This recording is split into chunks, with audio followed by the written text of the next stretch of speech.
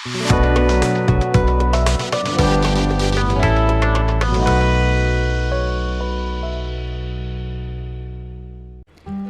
To UK Infotech. இந்த வீடியோவில் நம்ம ரெக்யர்மெண்ட் ட்ரேசபிலிட்டி மேட்ரிக்ஸ் அப்படின்றக்கூடிய ஆர்டிஎம் பற்றி டீட்டெயில்டாக எக்ஸ்பிளைன் பண்ணுறேன். ஸோ லாஸ்ட் வீடியோவில் பார்த்தீங்க அப்படின்னாக்கா பக் லைஃப் சைக்கிள் அப்படின்றத பற்றி டீட்டெயில்டாக எக்ஸ்பிளைன் பண்ணேன். ஸோ அது மட்டும் இல்லாமல் அதில் இருக்கக்கூடிய ஸ்டேஜஸ், எப்படி நம்ம ஸ்டேஜஸ் வந்து சேஞ்ச் பண்ணுறது அப்படின்றதையும் நம்ம வந்து செட் பண்ணுறது அப்படின்றதையும் நான் உங்களுக்கு டீட்டெயில்டாக எக்ஸ்பிளைன் பண்ணியிருக்கேன். ஸோ இந்த வீடியோவில் ஆர்டிஎம் பற்றி டீட்டெயில்டாக பார்ப்போம். ஓகேயா? ஸோ ஆர்டிஎம் அப்படிங்கிறது என்ன அப்படின்னாக்கா ரெக்யர்மெண்ட் ட்ரேசபிலிட்டி மேட்ரிக்ஸ் அப்படின்னு சொல்லுவாங்க. இது எதுக்கு அப்படின்னா, ஒரு சாஃப்ட்வேர் வந்து டெவலப் பண்ணும்போது நம்ம என்ன பண்ணுவோம்னா, டெவலப்பர்ஸ் வந்து டெவலப் பண்ணிட்டு இருக்கும்போது நம்ம டெஸ்ட் பண்ணுறதுக்கான, அதாவது கிளைண்ட் ஒரு ரெக்யர்மெண்ட்ஸ் கொடுத்துருப்பாங்க டெவலப் பண்ண, அதாவது ப்ராஜெக்ட் வந்து டெவலப் பண்ணுறதுக்கு முன்னாடியே அந்த கிளைண்ட்டோட ரெக்யர்மெண்ட்ஸ் எல்லாமே அந்த டெவலப்பர் வந்து டெவலப் பண்ணதில் எல்லாமே ஃபுல்ஃபில் இருக்கா அப்படின்றத வெரிஃபை பண்ணுறதான ஒரு ப்ராசஸ் தான் வந்து ரெக்யர்மெண்ட் ட்ரேசபிலிட்டி மேட்ரிக்ஸ் அப்படின்னு சொல்லுவாங்க. சரியா? ஸோ அந்த ரெக்யர்மெண்ட்ஸ் எல்லாமே ஃபுல்ஃபில் ஆயிருக்கா அப்படின்றத ட்ரேஸ் பண்ணி ஒரு மேட்ரிக்ஸ் ஃபார்மேட்டில் டாக்குமெண்ட் ரெடி பண்ணுறதுக்கு பேர் தான் ரெக்யர்மெண்ட் ட்ரேசபிலிட்டி மேட்ரிக்ஸ் அப்படின்னு சொல்லுவாங்க. ஏன் நம்ம வந்து ஆர்டிஎம் வந்து டெஸ்ட் பண்ணணும், அதாவது ஒரு சாஃப்ட்வேர் டெவலப்மெண்ட் பண்ணும்போது அந்த ப்ராசஸில் ஏன் நம்ம ஆர்டிஎம் வந்து இம்ப்ளிமெண்டேஷன் பண்ணணும் அப்படின்னு பார்த்தீங்கன்னா, ஒரு ப்ராஜெக்ட் மேனேஜர்ஸ் பார்த்தீங்க அப்படின்னாக்கா சில பிரின்சிபல்ஸ்லாம் வச்சுருப்பாங்க. அதில் அவங்க கிளைண்ட்டோட ரெக்யர்மெண்ட்ஸ் எல்லாமே என்ன பண்ணுவாங்க அப்படின்னாக்கா வச்சுருப்பாங்க. ஸோ அந்த கிளைண்ட்டோட ரெக்யர்மெண்ட்ஸும் டெஸ்டர் எழுதக்கூடிய டெஸ்ட் கேசஸும் எல்லாமே கரெக்டாக இருக்கா அப்படின்றத ட்ரேஸ் பண்ணி ஒரு எவாலுவேட் பண்ணுறதுக்காக தான் நம்ம என்ன பண்ணுறோம் அப்படின்னாக்க ஆர்டிஎம் அப்படின்ற ஒரு ப்ராசஸ் வந்து நம்ம டிஃபைன் பண்ணுறோம். சரியா? ஸோ இதில் வந்து பார்த்திங்கன்னா 3 டைப் இருக்குது. என்னென்ன டைப் இருக்குன்னு பார்த்தீங்கன்னாக்கா, ஃபார்வர்ட் ட்ரேசபிலிட்டி மேட்ரிக்ஸ், இன்னொன்று என்னன்னாக்கா backward or reverse traceability, next one last one பார்த்தீங்க அப்படின்னா பை டைரக்ஷனல் அப்படின்னு சொல்லிட்டு 3 டைப்ஸ் இருக்குது. சரியா? ஸோ ஆர்டிஎம்ஐயே நம்ம 3 டைப்பாக பிரிக்கிறோம். இந்த ஃபார்வர்ட் ட்ரேசபிலிட்டி அப்படின்னா என்னன்னு பார்த்தீங்கன்னா, ஒரு ஃபஸ்ட்டு நான் வந்து ஒரு ரெக்யர்மெண்ட்டுக்கு நான் வந்து ஒரு டெஸ்ட் கேஸ் எழுதி அதை ஒரு மேப்பிங் பண்ணுறேன் அப்படின்னாக்கா அது வந்து ஃபார்வர்ட் ட்ரேசபிலிட்டி. அதாவது ஒரு ரெக்யர்மெண்ட், கிளைண்ட்டோட ரெக்யர்மெண்ட்டுக்கு தகுந்த மாதிரி நான் ஒரு டெஸ்ட் கேஸ் எழுதுறேன் அப்படின்னா அது வந்து ஃபார்வர்ட் ட்ரேசபிலிட்டி அப்படின்னு சொல்லுவாங்க. நெக்ஸ்ட் வந்து பேக்வர்ட் ட்ரேசபிலிட்டி அப்படின்னா என்னன்னு பார்த்தீங்கன்னாக்கா, அப்படிங்கிறது ரிவர்ஸ் ப்ராசஸ். அதாவது நான் டெஸ்ட் கேஸ் எழுதி அதர் ரிக்யர்மெண்ட்ஸ் இருக்கா அப்படிங்கிறத, எக்ஸிஸ்டிங் ப்ராஜெக்ட்ல ஏதாவது இருக்கா அப்படின்னு சொல்லி அப்படின்றத நான் செக் பண்ணுறது. அதாவது ஒரு கோடோட டிசைனு, எலமெண்ட்டு, இது எல்லாத்தையுமே நான் என்ன பண்ணுறேன் அப்படின்னாக்கா செக் பண்ணி அந்த பிஸ்னஸ்க்கு தகுந்த மாதிரி அதில் ஏதாவது டெஸ்ட் கேசஸ் இருந்துச்சு, ரெக்யர்மெண்ட்ஸ் இருந்துச்சு அப்படின்னாக்கா அதுக்கு தகுந்த மாதிரி டெஸ்ட் கேஸ் எழுதுறேன் அப்படின்னா அதுக்கு பேர் வந்து ரிவர்ஸ் ப்ராசஸ்னு சொல்லுவாங்க. அதாவது பேக்வர்ட் ட்ரேசபிலிட்டி அப்படின்னு சொல்லுவாங்க.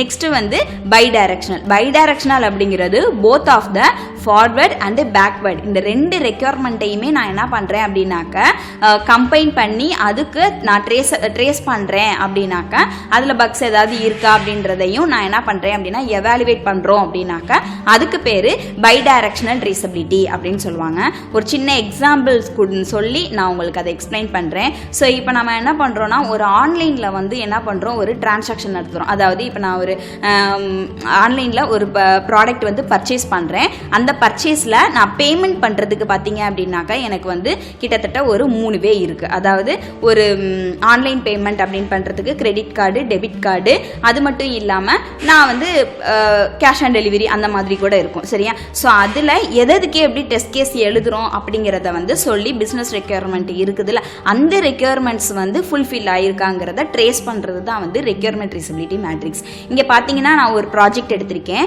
ஆன்லைனில் ஃப்ளைட்டுக்கு டிக்கெட் புக் பண்ணுற ஒரு அப்ளிகேஷன். சரியா? ஸோ அந்த அப்ளிகேஷன்ஸில் பார்த்தீங்கன்னாக்கா பிஸ்னஸ் ரெக்யர்மெண்ட் டாக்குமெண்ட், அதாவது அந்த பிஸ்னஸ்க்கு என்னென்ன ரெக்யர்மெண்ட் தேவை அப்படிங்கிறத பிஸ்னஸ் ரெக்யர்மெண்ட் ஐடின்னு போட்டு அந்த ஐடியை நான் ரெடி பண்ணியிருக்கேன், அந்த ரிப்போர்ட்டை ரெடி பண்ணியிருக்கேன். திரும்ப என்ன பண்ணியிருக்கேன்னா அதுக்கு யூஸ் கேஸ் எழுதியிருக்கேன். சரியா? ஸோ என்னென்ன யூஸ் கேஸ் இருக்கும், ஃபஸ்ட்டு ரிசர்வேஷன் பண்ண போகிறேன், அதுக்கப்புறம் பேமெண்ட்டை வந்து நான் பே பண்ண போகிறேன். சரியா? இந்த 2 மாடியூல் தான் இருக்குது. அதுதான் பிஸ்னஸ் ரெக்யர்மெண்ட்டோட யூஸ் கேஸ். சரியா? ஸோ நெக்ஸ்ட் வந்து ஃபங்க்ஷனல் ரெக்யர்மெண்ட்டுக்கு ஒரு ஐடி கொடுத்துருக்கேன். அதாவது ஃபங்க்ஷனல் ரெக்யர்மெண்ட் ரெக்யர்மெண்ட்னாக்கா ஆல்ரெடி நான் சொல்லியிருக்கேன். ஸோ நம்ம வந்து ரிசர்வேஷன் பண்ணுறதுக்கு ரெஜிஸ்ட்ரேஷன் பண்ணி லாகின் பண்ணி எந்த டேட்டில் போகணும், எனக்கு என்ன டிக்கெட் வேணும் அப்படின்றத நம்ம எழுதுறது தான் ரெக்யர்மெண்ட் ஐடின்னு சொல்லுவோம். ஸோ அதில் யூஸ் கேஸ் என்ன எழுதியிருக்கேன் அப்படின்னாக்கா ஒன் வே டிக்கெட் புக்கிங், அதாவது நான் ஃபஸ்ட்டு இங்கேருந்து நான் போனால் மட்டும் போதும் அப்படின்றதுக்கு நான் டிக்கெட் புக்கிங் பண்ணால் போதும் அப்படின்றதுக்கு ஒரு யூஸ் கேஸு. இன்னொன்று என்னென்னா ரவுண்ட் வேங்கிறது நான் போயிட்டு திரும்பி வரணும் அப்படின்றதுக்கு ஒரு டெஸ்ட் கேஸ் எழுதியிருப்போம். மல்டி சிட்டி டிக்கெட் புக்கிங், அதாவது மல்டி சிட்டிங்கிறது என்னென்னா நான் இங்கேருந்து ஒரு இடத்துக்கு போயிட்டு திரும்ப அந்த இடத்துல இருந்து இன்னொரு இடத்துக்கு போகிறேன் அப்படின்னாக்கா மல்டிபிள் சிட்டியை வந்து நான் வந்து வியூ பண்ண பார்க்குறேன், ஸோ ரீச் பண்ண நினைக்கிறேன் அப்படின்னாக்கா அதுக்கு ஒரு டிக்கெட் புக்கிங் இருக்குது. சரியா? ஸோ இது எல்லாத்துக்குமே நான் என்ன பண்ணுறேன் அப்படின்னாக்கா கிரெடிட் கார்டில் வந்து பேமெண்ட் வந்து நான் பண்ணுறேன், இல்லை டெபிட் கார்டில் பண்ணுறேன், இல்லை ரிவார்ட்ஸ் ஏதாவது பாயிண்ட்ஸ் இருந்துச்சுன்னா அந்த பாயிண்ட்ஸை வச்சு நான் போகிறேன், புக்கிங் பண்ணுறேன், பேமெண்ட் பண்ணுறேன் அப்படின்ற மாதிரி இருக்குது. சரியா? ஸோ இதில் டைரெக்டாக நம்ம ட்ரேஸ் பண்ணுறதுக்கான பாசிபிலிட்டிஸ் எதுனாக்கா இப்போ ஒன் வே டிக்கெட் புக்கிங்கை மட்டும் நான் என்ன பண்ணுறேன் அப்படின்னாக்கா யூஸ் பண்ணிக்கிறேன் அப்படின்னாக்கா இன்கேஸ் வந்து என்ன பண்ணலாம் அப்படின்னாக்கா நான் ரவுண்ட் வே வந்து டிக்கெட் புக் பண்ணணும்னு நான் நினைக்கிறேன், ஆனால் ஒன் வே டிக்கெட் மட்டும்தான் இருக்குது, அது வந்து இப்போ எனேபிள் கிடையாது, திரும்ப வரும்போது நான் டிக்கெட் போட்டுக்கணும் அப்படின்ற மாதிரி இருந்துச்சுன்னா அப்போ ஒன் வே டிக்கெட் புக்கிங்கை மட்டும் நான் என்ன பண்ணுறேன்னா அதுக்கான கோடை மட்டும் நான் கமெண்ட் பண்ணி வச்சுட்டு இப்போதைக்கு ரவுண்ட் வே டிக்கெட் மட்டும்தான் அவைலபிலிட்டி இருக்குது அப்படின்றத நான் என்ன பண்ணலாம் வியூ பண்ணி காமிக்கலாம். சரியா? ஸோ அப்போ அதை மட்டும் நான் என்ன பண்ணிக்கலாம்னா புக் பண்ணிக்கலாம். ஸோ ஃபியூச்சரில் எனக்கு தேவைப்பட்டுச்சுனாக்கா அதை வந்து நான் எனேபிள் பண்ணிக்கலாம். சரியா?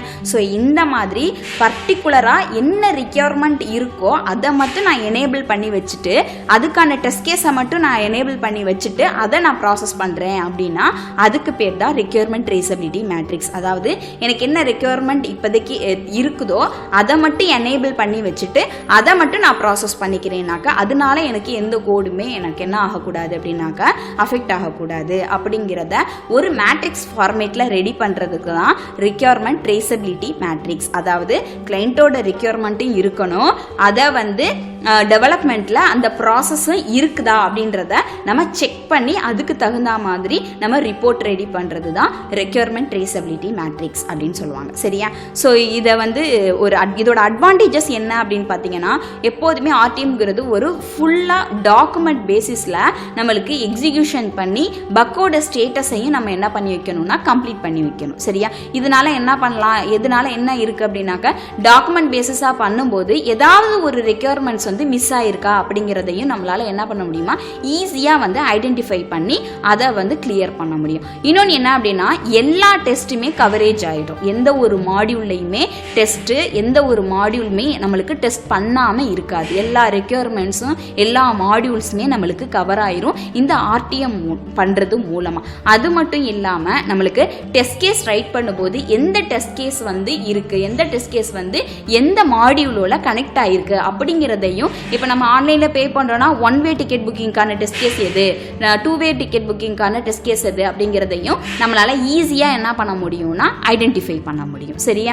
ஸோ இதுதான் main advantages of the RTM. So இந்த வீடியோவில் உங்களுக்கு ஃபுல்லாக வந்து ஆர்டிஎம் பற்றி ஒரு ஃபுல் ப்ராஜெக்டை எடுத்து உங்களுக்கு டீட்டெயில்டாக எக்ஸ்பிளைன் பண்ணியிருக்கேன். ஸோ அடுத்த வீடியோவிலேருந்து உங்களுக்கு வந்து ஒரு டெஸ்ட் கேஸ் எப்படி எழுதுறது, சின்னதாக ஒரு மாடியூல் எடுத்து அந்த மாடியூலுக்கு ஸோ உங்களுக்கு நெக்ஸ்ட் வீடியோவில் பார்த்தீங்கன்னாக்க ஒரு டெஸ்ட் கேஸ் எப்படி எழுதுறது அப்படின்னு சொல்லிட்டு ஒரு சின்ன மாடியூல் எடுத்து அந்த மாடியூலுக்கு அதாவது லாகின் ரெஜிஸ்டர் அந்த மாதிரி ஒரு சின்ன மாடியூல் எடுத்து அந்த மாடியூலுக்கு எப்படி நம்ம டெஸ்ட் கேஸ் ரைட் பண்ணுறது அப்படிங்கிறத அடுத்த வீடியோவில் உங்களுக்கு டீட்டெயில்டாக எக்ஸ்பிளைன் பண்ணுறேன். ஓகேங்களா? தேங்க்யூ.